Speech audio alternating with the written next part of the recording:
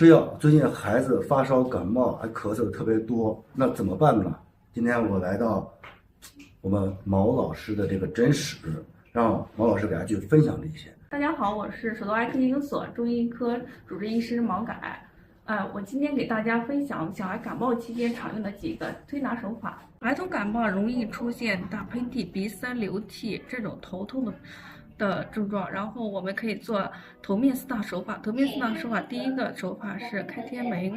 开天门从印堂到神经穴，我们可以把手这样放在儿童的面部，然后推50到100次。然后推坎宫就是沿着眉梢，往2侧推到太阳穴止，能够具有疏风散邪。这个也是50到100次。对。